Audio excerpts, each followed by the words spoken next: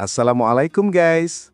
Kali ini kita akan mengulas film yang berjudul Kaleja.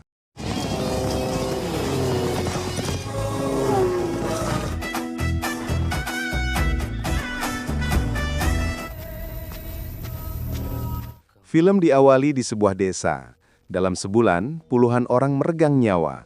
Penduduk desa ketakutan tidak tahu harus berbuat apa. Desa tersebut sedang dilanda wabah penyakit.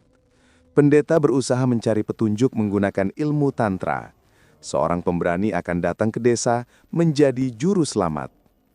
Pendeta meminta orang kepercayaannya, Siddha, untuk menemukan penyelamat itu di wilayah utara.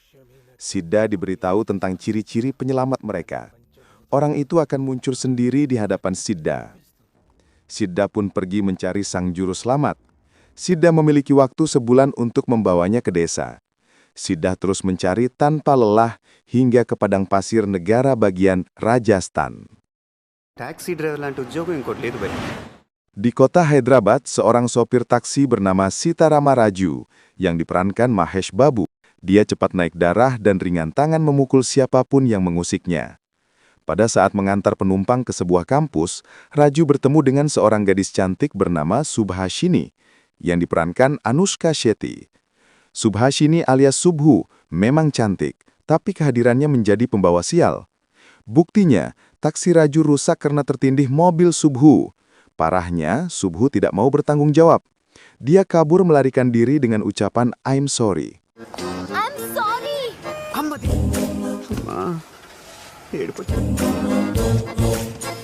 Untungnya Raju secara tidak sengaja bertemu lagi dengan Subhu di sebuah tempat parkir. Raju memaksa Subhu ganti rugi Rp10.000. Subhu memberikan uang yang diminta agar masalah tidak panjang. Saat kejadian kemarin, Subhu tidak membawa uang sehingga kabur. Subhu kemudian pergi setelah masalah dengan Raju beres. Tapi Subhu kembali menyenggol kaca spion taksi Raju.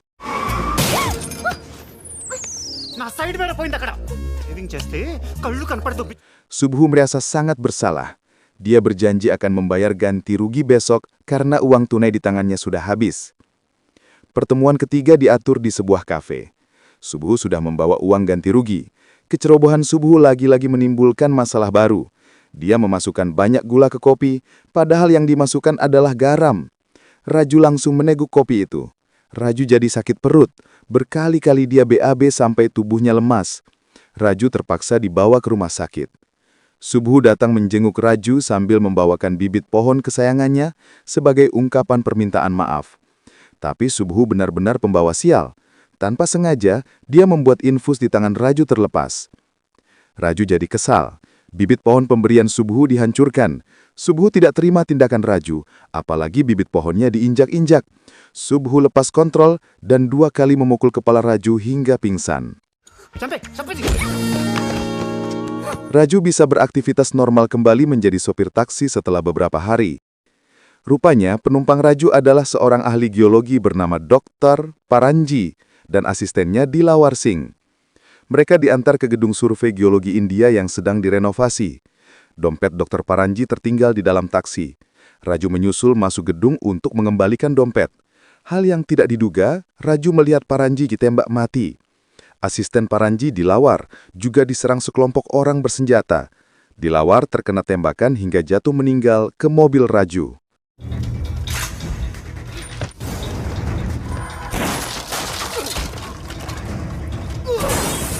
Sungguh sial nasib Raju. Kerusakan taksi membuatnya harus ganti rugi Rp100.000. Gaji Raju akan dipotong setiap bulannya. Bos Raju menawarkan solusi lain. Raju bisa mendapatkan uang untuk ganti rugi dari asuransi Dilawar Singh. Dilawar berasal dari Rajasthan. Dia dapat asuransi Rp500.000. Kamu serahkan cek itu kepada keluarganya dan minta saja bagianmu, ucap bos Raju. Tidak ada pilihan lain bagi Raju kecuali pergi mengantar cek ke Rajasthan. Kakeknya di rumah memarahi Raju. Maklum Raju hanya tinggal bersama sang kakek setelah kedua orang tuanya meninggal. Dengan terpaksa, Raju berangkat mencari rumah Dilawar Singh. Kondisi Rajasthan yang penuh padang pasir sangat panas. Untuk sekedar bisa minum, Raju harus mencuri air milik penduduk setempat. Raju rela bertarung melawan banyak orang hanya demi bisa minum.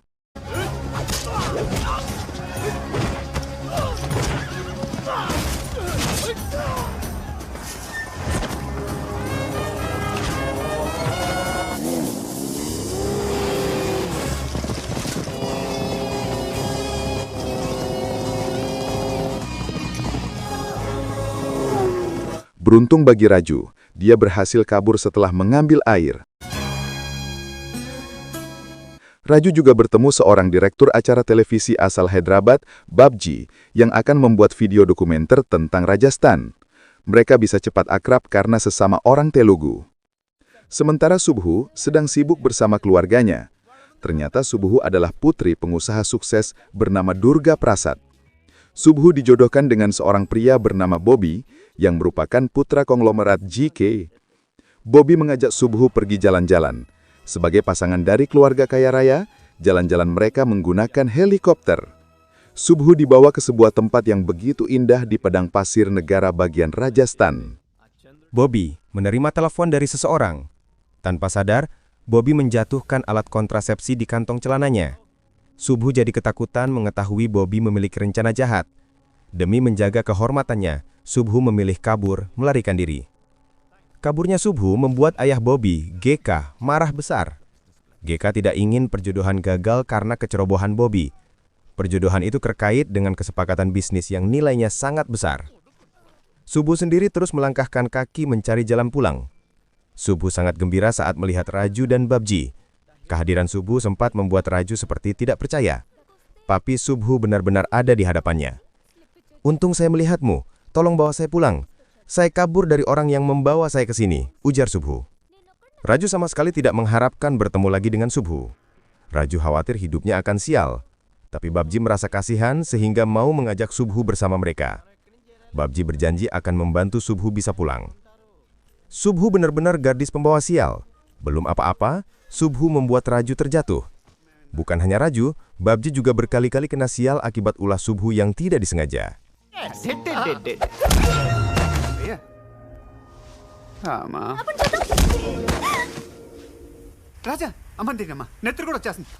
Dalam perjalanan, mereka melihat bus milik seorang pecinta tanaman bernama Tom Cruise. Mereka akan numpang di bus itu. Tapi kesialan Subhu membuat semuanya berantakan.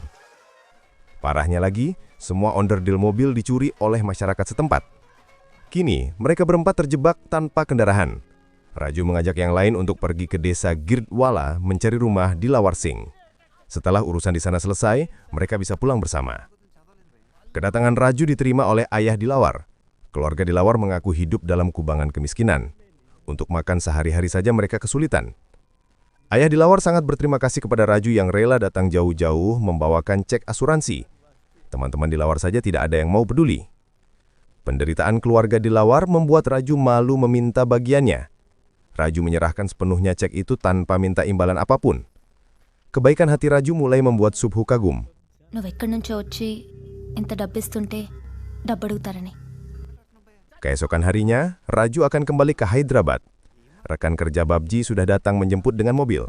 Tapi Babji tidak mau mengajak Subhu yang selalu membawa sial.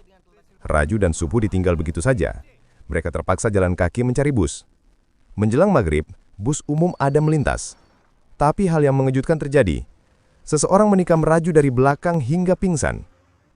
Subhu berteriak meminta bantuan tanpa ada yang mendengarkan. Setelah hari semakin gelap, anak buah GK yang dipimpin Gopardan datang. Rupanya Gopardan adalah orang yang menikam Raju atas perintah GK. Subhu juga ditampar agar mudah dibawa pulang. Sedangkan tubuh Raju dibuang ke lubang untuk dikubur hidup-hidup. Hebatnya, Raju yang sudah tidak berdaya masih bisa bangkit melawan kematian. Raju sangat marah karena ada yang berani menikamnya dari belakang.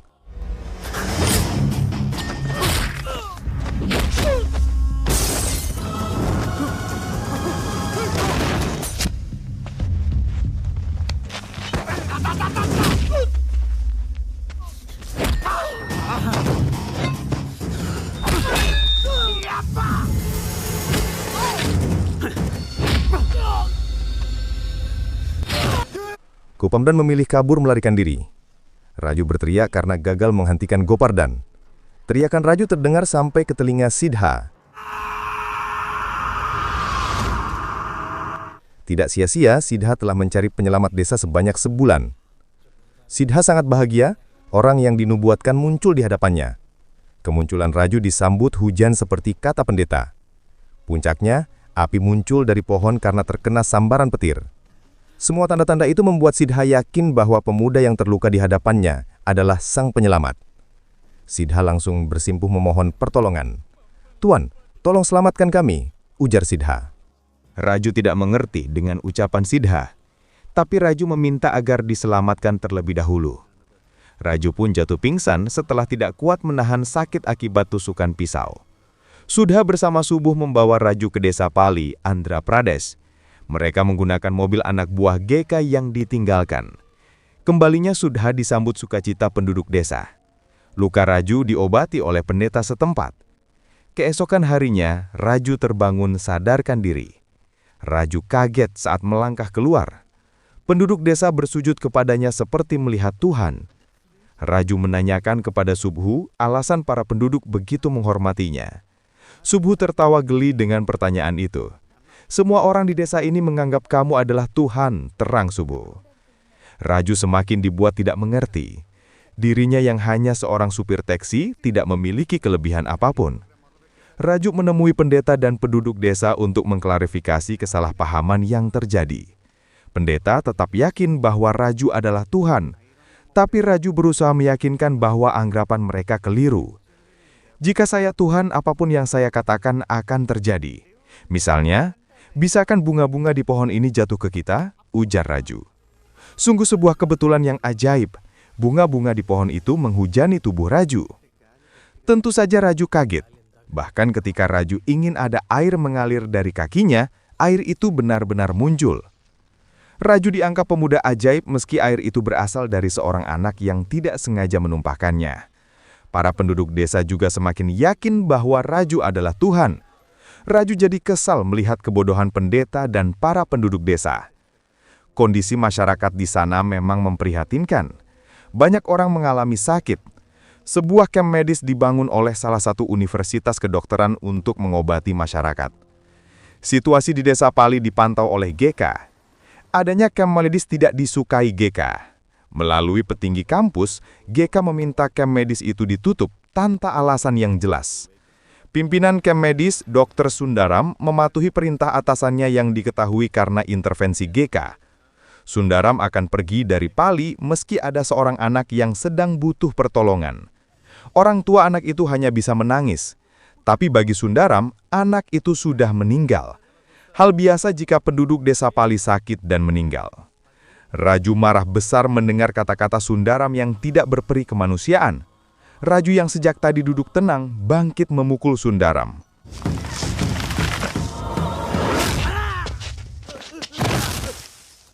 Inilah sang penyelamat desa yang ditunggu-tunggu. Raju tidak membiarkan tim medis pergi. Bus yang ada di sana dibakar. Anak buah GK yang mengawasi juga dihajar. Rupanya cukup banyak para preman yang sudah disiapkan GK. Raju menghancurkan mereka semua.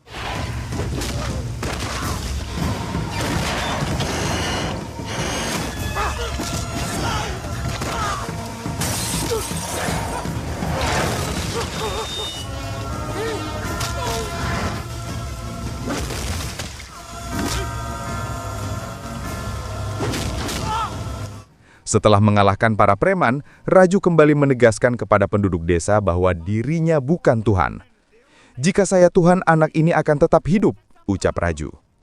Sekali lagi keajaiban terjadi. Anak itu terbangun. Semua penduduk semakin bersimpuh menyembah Raju seperti Tuhan. Raju sampai kebingungan dengan keajaiban itu. Subhu bicara empat mata dengan Raju tentang keajaiban yang dibuatnya. Tapi bagi Raju tidak ada keajaiban sama sekali. "Dengar, anak itu hanya pingsan. Dia terbangun sadarkan diri saat saya menyentuhnya," jelas Raju. Sejujurnya Raju sangat takut dianggap Tuhan. Untuk mengakhiri tahayul para penduduk desa, Raju mengajak Subhu kabur melarikan diri. Mereka naik truk untuk pulang ke Hyderabad. Berduaan di truk menumbuhkan benih cinta di hati Subhu dan Raju. Kepulangan Subhu disambut oleh ayahnya, Durga Prasad, dengan membawa banyak preman. Prasad memerintahkan untuk membunuh Raju. Kata-kata Prasad membuat Raju kaget. Begitu mudahnya Prasad ingin membunuh seseorang. "Silahkan saja bawa putri Anda. Kenapa Anda malah mau membunuh saya?" ujar Raju. Prasad tidak mau dibodohi. Anak buahnya tetap menyerang Raju.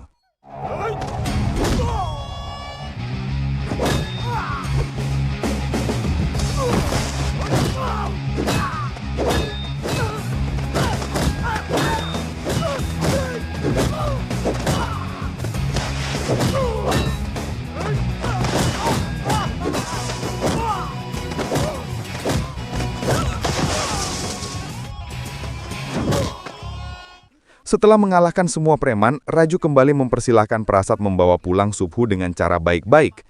Raju juga pulang ke rumahnya. Raju diomeli sang kakek karena tidak pernah memberi kabar. Tanpa diduga, Sidha menyusul Raju ke rumahnya. Cukup mudah bagi Sudha melacak Raju dengan ilmu tantranya.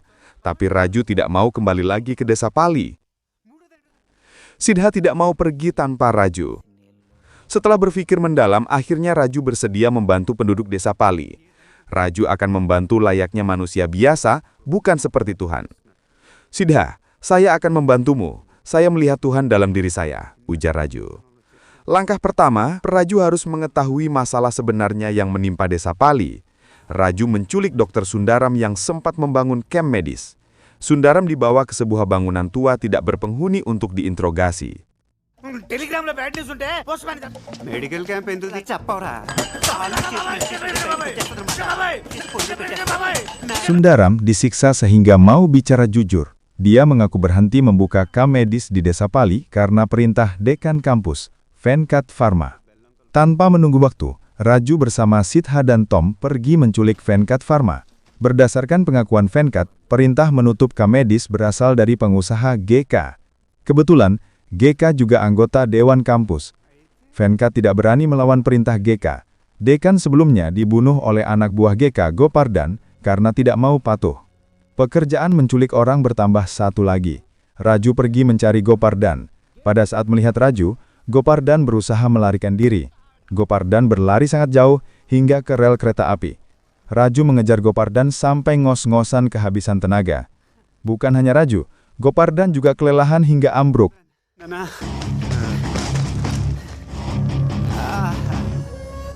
Raju dengan mudah membawa Gopardan untuk diinterogasi. Sebelum bertanya, Raju menghajar Gopardan agar tidak berani berbohong. Gopardan pun mengungkap penyebab penduduk desa Pali banyak meninggal karena meminum air yang terkontaminasi pabrik milik GK. Pabrik itu merupakan kerjasama antara GK dan ayah Subhu. Saya hanya penjahat biasa. Lebih jelasnya silahkan tanya kepada keluarga ayah Subhu, ucap Gopardan. Saat itu juga Raju pergi ke rumah Subhu. Kedatangan Raju disambut baik oleh Subhu. Untungnya, ayah Subhu, Durga Prasad, sedang tidak ada di rumah. Salah satu orang kepercayaan Durga Prasad, Miriam, dipaksa bicara tentang kerjasama dengan GK. Miriam tidak memiliki pilihan lain kecuali menjawab semua pertanyaan Raju agar tidak dipukul. Menurut Miriam, GK memiliki pabrik di desa Pali, sedangkan Durga Prasad merupakan pengusaha tebu nomor 1. Kerjasama kedua pengusaha itu untuk memproduksi plastik. Kesepakatan kerjasama akan diperkuat dengan menjodohkan kedua anak mereka. Subhu sedih mengetahui dirinya hanya dijadikan barang bisnis. Raju berusaha menenangkan gadis cantik itu.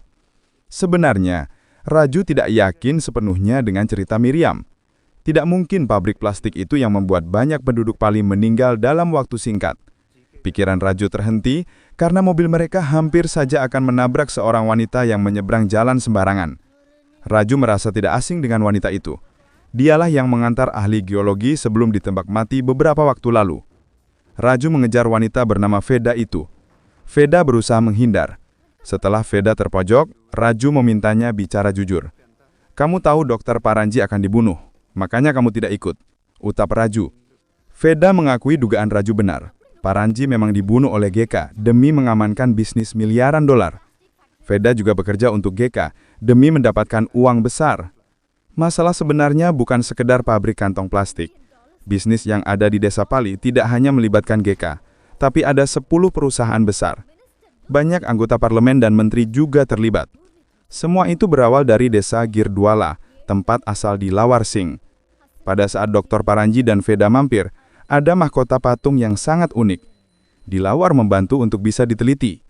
Setelah diteliti, diketahui mahkota itu terbuat dari iridium. Lokasi tanah yang mengandung iridium berada di desa Pali. Iridium sangat langka dan jauh lebih mahal dibandingkan emas. Iridium banyak digunakan dalam satelit, huli ledak nuklir, dan lain-lain. Dr. Paranji ingin melaporkan hasil penelitiannya kepada pemerintah untuk bisa membantu perekonomian negara. Tapi GK yang mendanai penelitian itu tidak setuju. GK tidak mungkin menyerahkan harta karun berharga kepada pemerintah. Sikap Dr. Paranji yang tetap ingin menyerahkan hasil penelitian kepada pemerintah membuat GK membunuhnya. GK juga memerintahkan Gopardan untuk membunuh Raju karena dianggap sebagai saksi mata. Gopardan diminta membunuh Raju di tempat jauh agar tidak menimbulkan perhatian. Karena itulah, Gopardan bekerja sama dengan bos Raju untuk mengirim Raju pergi ke Rajasthan. Itulah alasan sebenarnya Raju ditikam oleh Gopardan untuk dibunuh. Pabrik plastik yang dibangun fungsinya hanya untuk membungkus iridium. GK juga harus membersihkan desa dari penduduk agar proses ekstraksi iridium berjalan lancar. Apabila GK melakukan evakuasi, pemerintah dan media akan mengetahuinya. GK kemudian menebar ketakutan di desa Pali. Sumber-sumber air diracuni agar banyak penduduk meninggal. Ketakutan itu diyakini akan membuat semua penduduk pergi meninggalkan desa. Kini Raju mengetahui masalah sebenarnya berkat informasi dari Veda.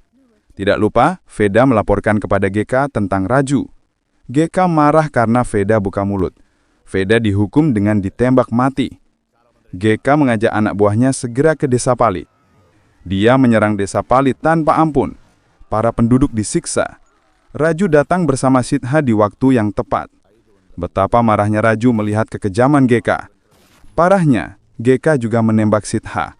Sidha sama sekali tidak sedih berada di ujung maut. Sidha tersenyum bahagia karena nafas terakhirnya dalam pelukan Raju yang dianggap Tuhan. Kematian Sidha membuat amarah Raju berada pada titik tertinggi. Raju tidak takut diturung pistol. Dengan cepat, Raju bergerak memotong tangan GK. Raju menghadapi puluhan anak buah GK dengan gagah berani. Tak seorang pun dibiarkan hidup. Mereka pantas dihukum mati.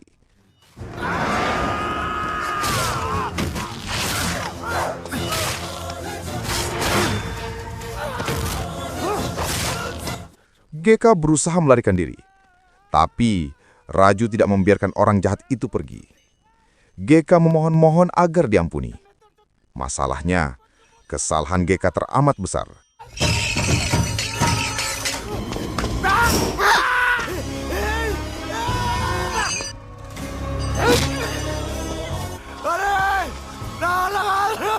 Raju kemudian pergi meninggalkan GK yang sudah tidak berdaya. Tapi, sebuah benda tajam jatuh dari pohon menusuk GK. Orang jahat itu meninggal. Film pun berakhir. చెయ్యి ఆకాశాన్ని అర్థిస్తుంది